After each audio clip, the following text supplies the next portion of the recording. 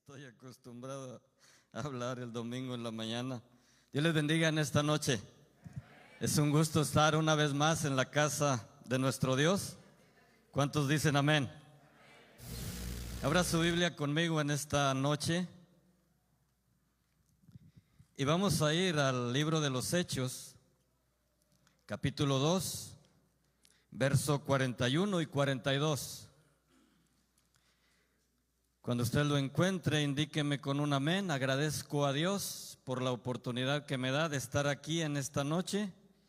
Y le agradezco al hermano Ruiz que me da la oportunidad y tiene la confianza de que traiga yo una meditación de la palabra de Dios. Hechos capítulo 2, verso 41 y 42, todos unidos, dice la palabra de Dios en el nombre de Cristo Jesús.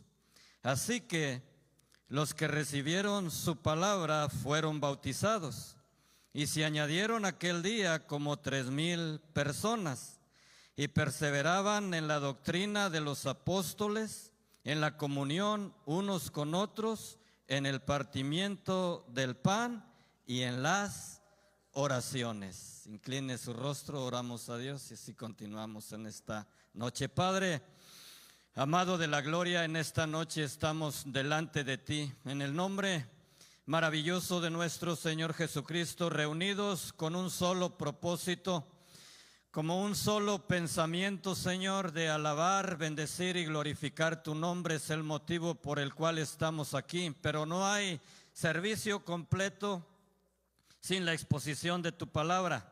En esta noche yo vengo delante de ti de acuerdo con mis hermanos en pedirte que abras los cielos en esta noche y despejes nuestro entendimiento y nuestro corazón esté abierto para recibir la verdad de tu palabra que es viva y poderosa, inequívoca, inerrante, la cual tiene propósito en este mundo en el cual nosotros estamos colocados. Te agradecemos la oportunidad que nos das de ser parte de tu familia por el sacrificio de Jesús y ser parte de la iglesia universal que Jesús compró a precio de sangre.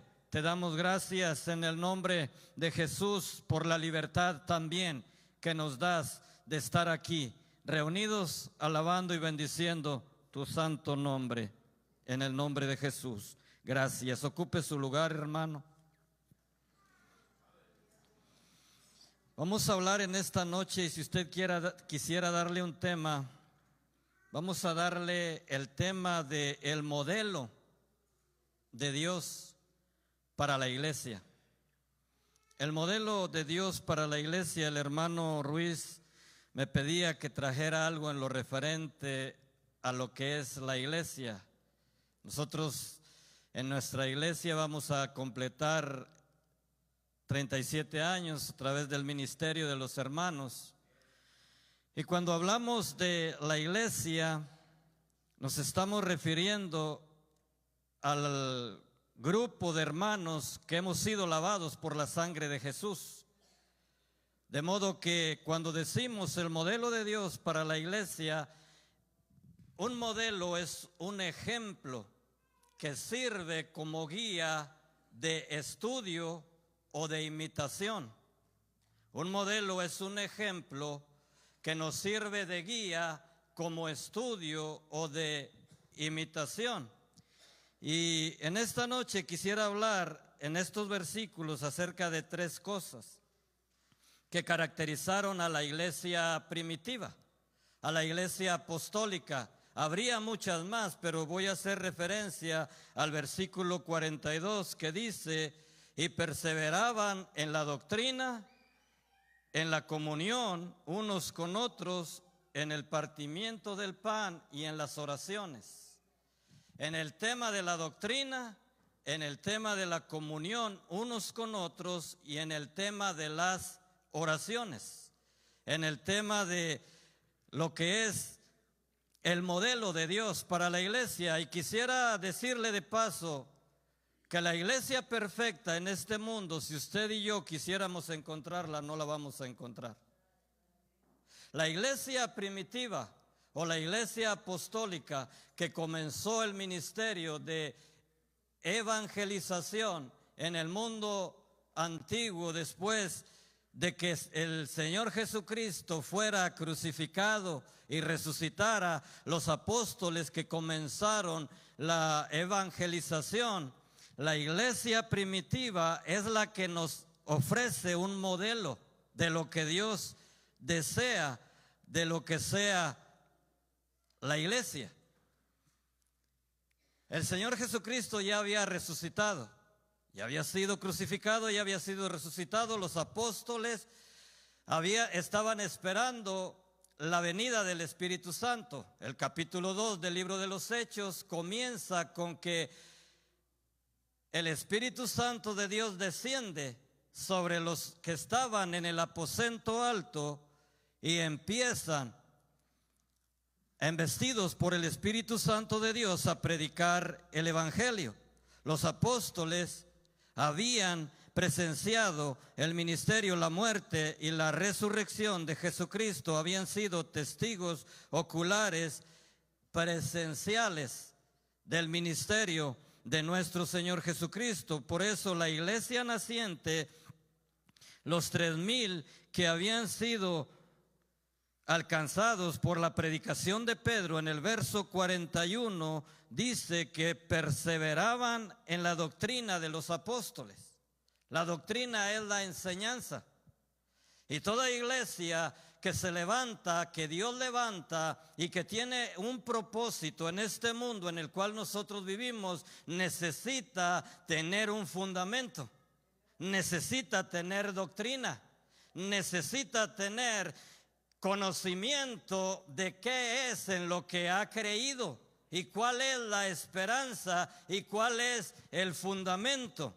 La doctrina, la enseñanza, el fundamento. Y esos primeros cristianos estaban fundamentados en la predicación de los apóstoles que habían acompañado al Señor Jesucristo y que habían andado con Él y que lo habían visto hacer milagros, lo habían visto ser crucificado y lo habían visto ascender al cielo, como lo dice Hechos 1:9 en adelante.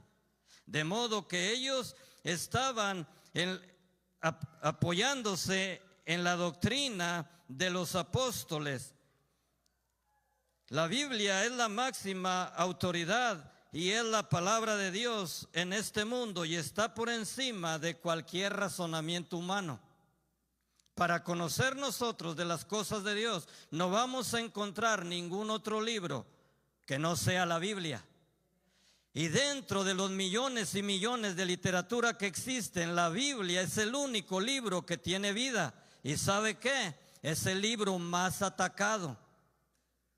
De modo que para que nosotros conozcamos de las cosas de Dios necesitamos la Biblia, y la Biblia es la máxima autoridad, es la palabra de Dios que está por encima del razonamiento humano. Los apóstoles estaban fundamentados en esa enseñanza. Ellos entendían y sabían que el Espíritu Santo era necesario para poder alcanzar los propósitos de Dios en la vida del cristiano. Y el Espíritu Santo es esencial para la iglesia y debemos de entender nosotros eso. ¿Cuál es el fundamento? ¿En qué es en lo que hemos creído? ¿Y por qué nosotros nos llamamos la iglesia de Jesucristo? La palabra iglesia, que viene del griego eclesía, significa asamblea, significa reunión de personas, significa convocatoria. La palabra iglesia significa asamblea, significa reunión de personas, significa convocatoria. Y en Mateo capítulo 16, verso 18, el Señor Jesucristo le dice a Pedro, se recuerda que desde el versículo 13 del capítulo 16 del Evangelio de Mateo, el Señor Jesucristo desciende a la región de Cesarea de Filipo y le pregunta a sus discípulos, ¿quién dice la gente que es el Hijo del Hombre?, refiriéndose a Él. Y unos dicen que eres Juan el Bautista, otros dicen que eres Elías, otros dicen que eres Jeremías. Y Jesús les hace la pregunta y les dice: ¿y ustedes quién dicen que soy yo? Y Pedro le dice: tú eres el Cristo, el Hijo del Dios viviente. Y Jesús le dice: bienaventurado eres, Simón, hijo de Jonás, porque no te lo reveló carne ni sangre, sino mi Padre que está en los cielos. Y yo te digo que tú eres Pedro, y sobre esta piedra, sobre esta roca, edificaré mi iglesia. Y las puertas del infierno no van a prevalecer en contra de ella. La iglesia no es el templo en el cual nosotros estamos congregados esta noche. La iglesia somos usted y yo. La iglesia de Jesucristo somos usted y yo, los que hemos sido lavados con la sangre de Él. Y Jesús dice que las puertas del infierno no prevalecerán en contra de la iglesia. Y Él dijo que donde 2 o 3 estuvieran congregados en su nombre, ahí estaría Él. Y en esta noche estamos más de 3, Él aquí está. Y las puertas del infierno no prevalecen en contra de los hijos de Dios. Ese versículo es un versículo muy debatido. Ese versículo es un versículo muy controversial, porque hay quienes le asignan a Pedro que él es el fundamento de la iglesia. Pero la Biblia tiene la respuesta a esa asignación que se le hace a Pedro. Pedro mismo dijo en lo referente a quién es el fundamento, a quién es la roca, a quién es el que sostiene a la iglesia. Primera carta de Pedro, capítulo 2, verso 4 al verso 8. Hay quienes le asignan y le dicen a Pedro que Pedro fue el sobre quien se edificó la iglesia. Pedro fue un pilar para que la iglesia de Cristo se propagara desde el principio. Pero Pedro entendió que él no era el que iba a sostener la iglesia, que él no era el fundamento. Él mismo lo dice. Primera de Pedro, capítulo 2, versículo 4 al 8. En lo referente a sobre quién es la roca, a sobre quién está fundamentada la iglesia. Y nosotros debemos de tener ese conocimiento. Pedro dice: acercándoos a Él, refiriéndose a Jesucristo, piedra viva, desechada ciertamente por los hombres, mas para Dios escogida y preciosa. Verso siguiente: vosotros también, como piedras vivas, sed edificados como casa espiritual y sacerdocio santo, para ofrecer sacrificios espirituales aceptables a Dios por medio de Jesucristo. Por lo cual también contiene la escritura. Pedro trae a la mente lo que Isaías en el capítulo 28, versículo 16, había hablado bajo la inspiración del Espíritu Santo de Dios en lo referente a Jesucristo. He aquí, pongo en Sión la principal piedra del ángulo, escogida, preciosa, de cimiento. Él está haciendo referencia a lo que Isaías está hablando aquí, acerca de quién es el fundamento, acerca de sobre quién es la piedra angular, sobre se edifica la iglesia. Pedro está hablando acerca de eso. Él lo entendía. Por eso cuando nosotros estudiamos la Biblia no tenemos por qué equivocarnos. Si usted tiene revelación del Espíritu Santo de Dios, se dará cuenta que Pedro tuvo su lugar, que Pablo tuvo su lugar, María tuvo su lugar en el propósito de Dios. Todos los hombres que están en la historia bíblica tuvieron su propósito, los profetas dentro del propósito de Dios. Pero en lo referente al fundamento, a la doctrina, a la enseñanza sobre quién está basada, el único fundamento y la doctrina que la Biblia describe es sobre Jesucristo. que es la piedra angular sobre la cual descansa la iglesia. La iglesia primitiva en sus comienzos entendió, bajo la revelación del Espíritu Santo de Dios, que tenían que tener comunión, que tenían que tener el Espíritu Santo, que tenían que aferrarse. La palabra perseverar significa aferrarse a algo. Cuando dice y perseveraban en la doctrina de los apóstoles, se aferraban a la enseñanza de los apóstoles. Es lo que nosotros como cristianos en el siglo XXI debemos de entender y debemos de abrazar y darle gracias a Dios, porque estamos en una iglesia que abraza la sana doctrina, que abraza la oración y que abraza la comunión los unos con los otros. Porque no dentro de todas las iglesias de Dios se proclama eso o se propaga. ¿Por qué? Porque hay muchos que lo hacen por interés, hay muchos que lo hacen por renombre, pero cuando el llamado es de parte de Dios y el que está al frente siente esa responsabilidad, hace todo lo posible por seguir el modelo bíblico de la enseñanza, de la doctrina, de la comunión, de la oración. Eso fue lo que llevó a la iglesia primitiva a alcanzar el objetivo por el cual ellos habían llegado al cristianismo. Por eso ellos aguantaron persecución, por eso ellos aguantaron martirio, por eso ellos están escritos en las páginas de la Biblia. Los que están escritos en las páginas de la Biblia no están ahí, no porque a Dios se le ocurrió otra cosa, están ahí porque hay principios que desprenden en la vida de ellos. Nosotros que decimos ser cristianos en el siglo XXI, ¿cómo es como nosotros nos aferramos a la doctrina, a la enseñanza?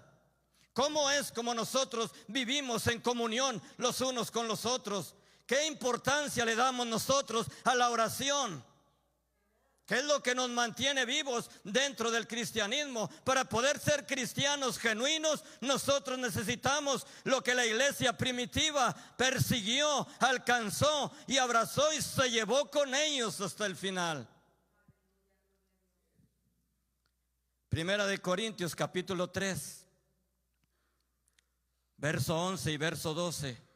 Pablo también dijo lo siguiente en lo referente al fundamento, a la doctrina, a la enseñanza. Porque nadie puede poner otro fundamento que el que está puesto, el cual es Jesucristo. Toda iglesia que se levante en este mundo, no importa cómo se desarrolle en el trayecto de su ministerio, pero toda la iglesia que se levante en este mundo debe de estar fundamentada en ese nombre, en el nombre de Jesucristo. Y si sobre este fundamento Pablo explica en lo referente a la forma de cómo se puede echar a andar un ministerio, ¿cuál debe de ser la expectativa que el que está dirigiendo debe de tener? Y si sobre el fundamento de Jesucristo, que es el que sostiene la iglesia, se edifica oro, plata, piedras preciosas, madera, heno o hojarasca. Hay diferentes formas de edificar una iglesia, pero Pablo está diciendo que en el proceso se debe de aspirar a alcanzar el oro, la plata, lo máximo. Al verso 12, si sobre este fundamento se edifica eso, Efesios 2:20, ahí mismo Pablo lo repite, edificado sobre el fundamento de los apóstoles y profetas, siendo la principal piedra del ángulo Jesucristo mismo. Él es el que sostiene la iglesia, Él es la piedra principal, Él es el fundamento, y la iglesia es la casa de Dios. Primera Timoteo capítulo 3 verso 14 y verso 15. Pablo lo dice en lo referente a la iglesia. Estamos hablando acerca del modelo que Dios muestra para cualquier iglesia en este mundo. Y yo no no quiero ser perfeccionista. Yo tengo mis defectos, usted tiene sus defectos, nadie somos perfectos, pero sí es importante aspirar a lo que Dios muestra que debemos de ser, como una comunidad que somos de cristianos, totalmente diferente a las comunidades en las cuales nosotros vivimos, y que la iglesia de Dios es la iglesia que tiene el poder y tiene la autoridad para cambiar situaciones, por adversas que sean, cuando Dios se manifiesta en medio de esa iglesia. Esto te escribo, Pablo le está diciendo a Timoteo desde el primer versículo, cuáles de ese capítulo 3, cuáles son los requisitos de aquel que anhela ser un obispo dentro de la casa de Dios. Pablo le da la lista que se requiere y ahí le dice: esto te escribo, lo que te estoy diciendo desde el verso 1 hasta aquí, esto te escribo, aunque tengo la esperanza de ir pronto a verte. Pero si me tardo en ir, dice, verso siguiente, para que si tardo sepas cómo debes de conducirte en la casa de Dios, que es la iglesia del Dios viviente, columna y baluarte de la verdad. Tenemos una identidad. Somos totalmente diferentes al mundo en el cual vivimos. Tenemos una identidad y tenemos una esencia, y estamos fundados sobre una roca inconmovible que se llama Jesucristo. Pero importante es entender y saber cuál es nuestro lugar y cuál es nuestra responsabilidad dentro de los caminos de Dios. El Espíritu Santo es necesario para poder nosotros caminar, sostenernos y alcanzar los propósitos que Dios tiene para cada uno de nosotros. Cuando Pablo dice que Jesucristo es la piedra angular, cuando Pedro hablan de la piedra angular, se están refiriendo al fundamento firme principal, que es Jesucristo. Al levantar una iglesia se requiere doctrina, se requiere enseñanza y se requiere perseverar en ello. Y se requiere también comunión unos con otros. La palabra comunión en el griego significa sociedad, significa compañerismo íntimo, significa fraternidad, significa participación conjunta, que refleja un vínculo profundo entre los creyentes mismos y con Jesucristo. La palabra comunión que estoy hablando en el versículo 42, perseveraban en la doctrina, en la enseñanza, en el fundamento, en la comunión unos con otros. El verso 42, la palabra comunión del griego significa sociedad, significa compañerismo íntimo, significa fraternidad principal, conjunta, y refleja un vínculo profundo entre los creyentes y con Jesucristo mismo, y que va más allá de un compañerismo o de un club social. Eso es lo que significa la palabra comunión. Y ese fue uno de los deseos que el Señor Jesucristo tuvo. Capítulo 17 del Evangelio de Juan, verso 20 y verso 21.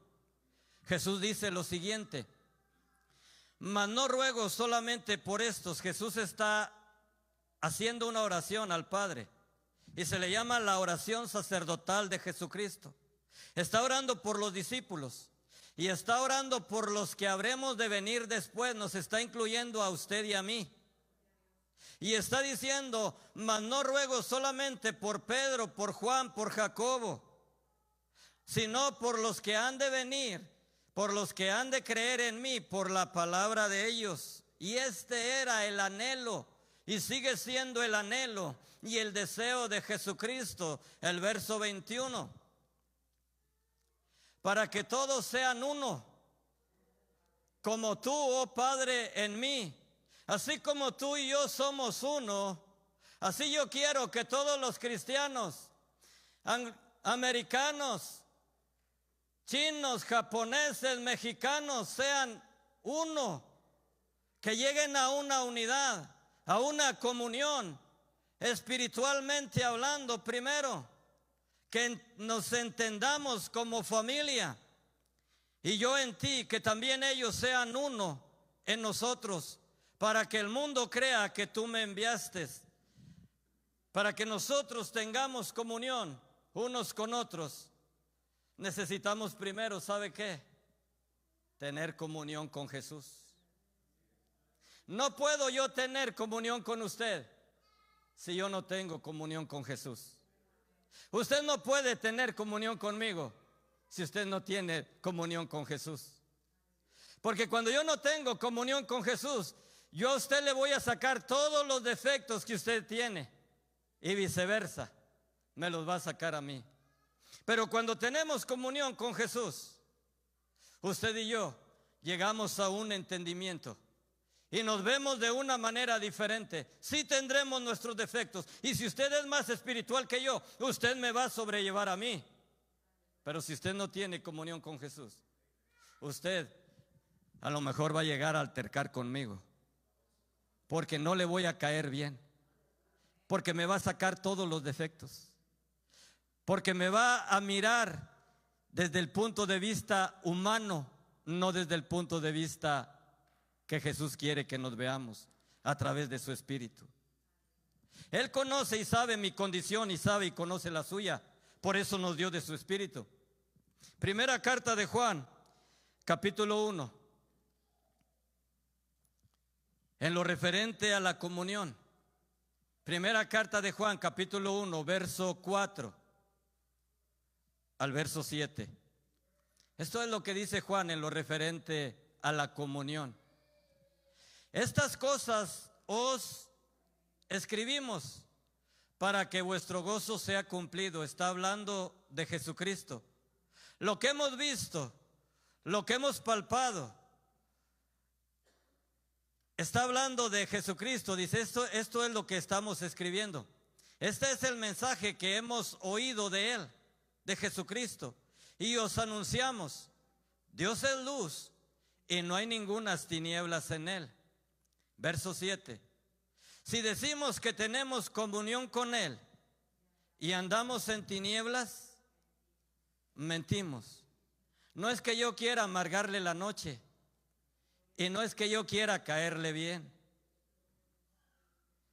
Pero si nosotros andamos en tinieblas y decimos que tenemos o vivimos o estamos en luz y tenemos comunión con Dios, la Biblia dice que estamos mintiendo. Y Dios sabe que yo soy imperfecto. Él sabe que usted es imperfecto. Pero una cosa es que pongamos de nuestra parte y otra cosa es que no pongamos. Al cabo Dios me tiene que querer como yo soy. Al cabo Dios me tiene que querer así como soy, y si quiere y si no también. No, Dios dice, yo por eso te di de mi Espíritu, para que tú vivas una vida conforme a mis deseos, y para que tu vida en este mundo sea placentera y victoriosa, y tengas comunión conmigo, porque al final acá vas a venir a dar conmigo en la eternidad.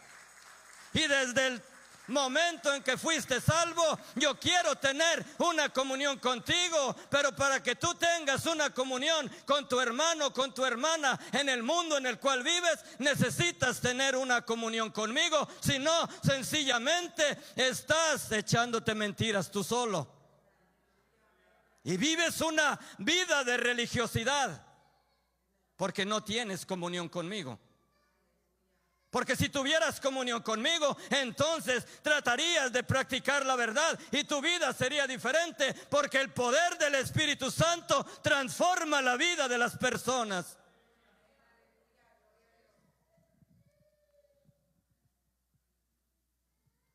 Yo no estoy aquí para amargarle la noche, hermano. Van a ser 37 años que Dios todavía sostiene la iglesia. Esta iglesia nació en el corazón de Dios. Y hasta este día Dios los sostiene.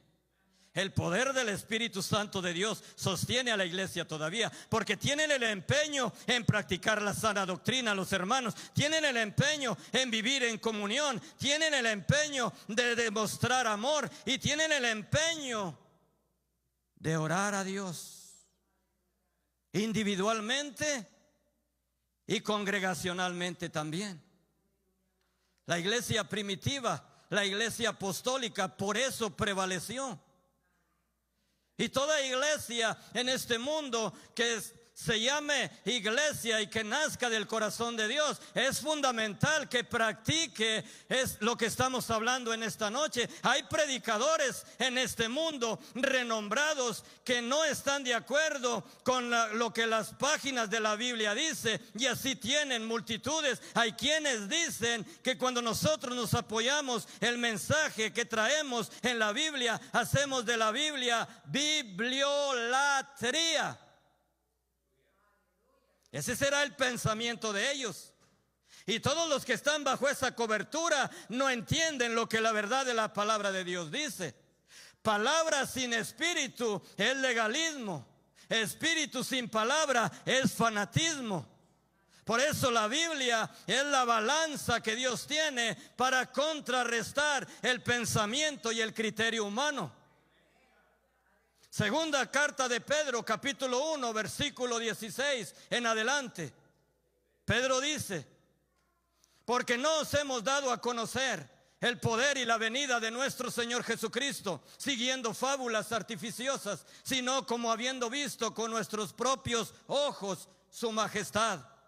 Porque cuando Él, Jesucristo, recibió honra y gloria, le fue enviada desde la magnífica gloria una voz que decía: este es mi Hijo amado, en el cual tengo complacencia. Y nosotros, dice Pedro, oímos la voz, Jacobo, Juan y yo, cuando fuimos con Él al Monte Santo, refiriéndose al capítulo 17 del Evangelio de Mateo, verso 1 en adelante. Pedro dice: nosotros estuvimos presentes, aunque era una visión, nosotros escuchamos la voz.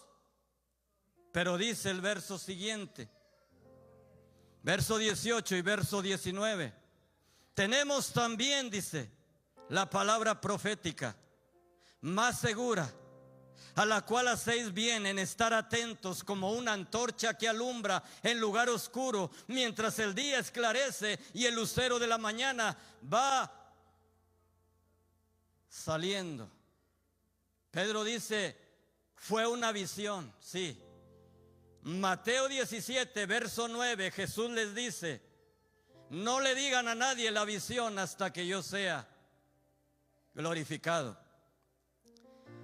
Pedro está diciendo: yo estuve ahí, oí la voz, pero aparte de eso tenemos la palabra, la Biblia, la palabra profética, que es una balanza que se tiene que alinear el sueño, la profecía que se está diciendo a lo que las páginas de la Biblia dicen. Por eso hay gente que no le gusta la Biblia, hay gente que no le agrada la Biblia. ¿Por qué? Porque la Biblia confronta el pensamiento y el razonamiento humano, y la Biblia está por encima de cualquier pensamiento y razonamiento humano. Por eso Pedro dice ahí: las visiones se tienen que alinear a lo que la Biblia dice. La oración. Estamos en Hechos capítulo 2, verso 41 y 42. Y perseveraban en la doctrina de los apóstoles, la iglesia primitiva, en la comunión unos con otros, en el partimiento del pan y en las oraciones. Hay 4 cosas aquí en este versículo. No voy a hablar del partimiento del pan, voy a terminar con las oraciones. Qué importante es la oración para usted y para mí. Si nosotros anhelamos una vida en la eternidad al lado de Jesucristo, la única forma que nosotros comuniquemos con Él y la que Él ha dejado es la oración. Y la oración es la que nos ayuda a llegar a la presencia de Dios. Y la oración es la que nos abre las puertas del cielo. Y la oración es la que nos saca de cualquier situación cuando a Dios le place responder. Capítulo 12, porque hay oraciones que Dios no las responde, aun cuando usted esté bien parado delante de Dios.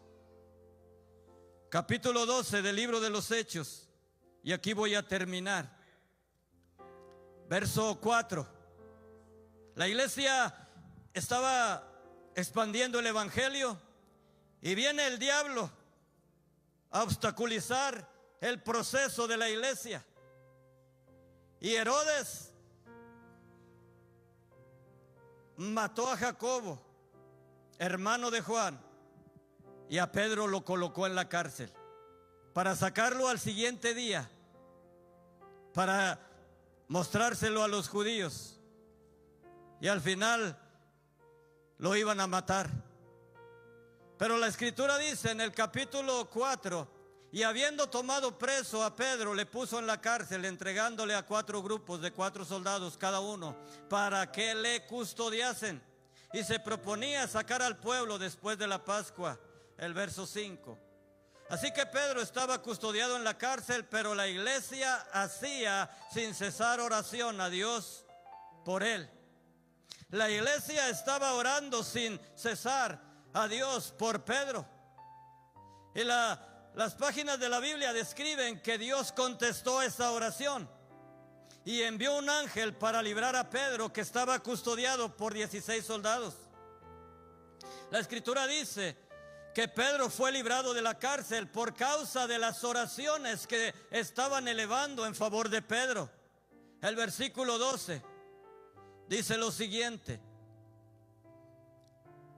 y habiendo considerado esto, Pedro, ya cuando se apartó del ángel, y habiendo considerado esto, llegó a casa de María, la madre de Juan, el que tenía por sobrenombre Marcos, donde muchos estaban reunidos todavía orando, clamando a Dios. Habrá ocasiones que Dios no conteste la oración de nosotros en el momento. Habrá ocasiones en que tardará tiempo. Habrá ocasiones en que Dios no responderá como nosotros queremos, pero habrá ocasiones en que Dios va a responder. Dios respondió a las oraciones. Y cuando Pedro llegó a esa casa, por la oración ellos que estaban haciendo no creían que Dios había respondido a la oración de ellos. Así es de que es necesario en la vida de nosotros la doctrina, la enseñanza, el fundamento bíblico cristocéntrico, la comunión entre nosotros y primeramente con Dios, y perseverar en la oración, en la comunión con Dios a través de la oración. Y si usted quisiera añadirle, también está la presencia del Espíritu Santo de Dios. El salmista David dijo en el Salmo 25, verso 14, lo siguiente: la comunión íntima de Jehová es con los que le temen, y a ellos, a esos que tienen comunión con Él y que le temen, les va a dar a conocer su pacto. Si usted no tiene comunión con Dios, usted no va a entender el propósito por el cual Dios lo llamó, porque le va a encontrar defectos a todo lo que le rodea dentro del cristianismo, y para eso no nos llamó Dios. Démosle gracias a Dios porque los hermanos se han empeñado en dirigirnos en esa línea de la enseñanza, de la doctrina, en la línea de la comunión y en la línea de la oración. Y habría muchas cosas más que la iglesia apostólica fomentó, pero bástenos con esas 3 para poder perseverar dentro de los caminos de Dios. Dios no nos llamó a ser cristianos de membresía. Dios nos llamó a desarrollar una relación con Él, genuina y verdadera. Póngase de pie. Voy a invitarle en esta noche a que pase al altar. No veo a nadie que sea visitante. Todos, yo percibo que todos somos de casa. Venga conmigo, vamos a orar. Pasen los varones, que es culto de varones, pero pasen sus esposas también con ellos, sus hijos, sus hijas. Y vamos a darle gracias a Dios porque tenemos una congregación, una iglesia. Somos parte de una iglesia y podemos alabar y bendecir el nombre de nuestro Dios al aire libre. Tenemos dirección de Dios, tenemos la presencia del Espíritu de Dios, tenemos un pastor que dirige la iglesia. Somos el cuerpo de Cristo. Estamos fundamentados sobre la roca inconmovible que se llama Cristo Jesús. Y tenemos un propósito en este mundo en el cual estamos establecidos. Padre, amado de la gloria, en esta noche te alabamos y te bendecimos y te damos gracias. Gracias porque podemos estar parados en esta noche y hablar de lo que tú describes a través de las páginas de la Biblia, a través de lo que es la iglesia en este mundo. La iglesia tiene un propósito fundamental bien definido en este mundo. Jesús dijo que debemos de ser sal como la sal, que debemos de ser como la luz que alumbra, como la sal que combate la corrupción. Te damos gracias porque estamos en el intento de hacer tu voluntad. Estamos de acuerdo en esta noche, más de 2 hermanos y hermanas reunidos aquí en este lugar, bendiciendo tu nombre, alabando tu nombre y analizando lo que la verdad de tu palabra dice. Gracias por la enseñanza de tu palabra y la revelación de tu Espíritu. Gracias porque vamos en el camino apostólico, en el camino que los apóstoles abrieron y ha llegado hasta nuestros días la palabra tuya, la comunión contigo.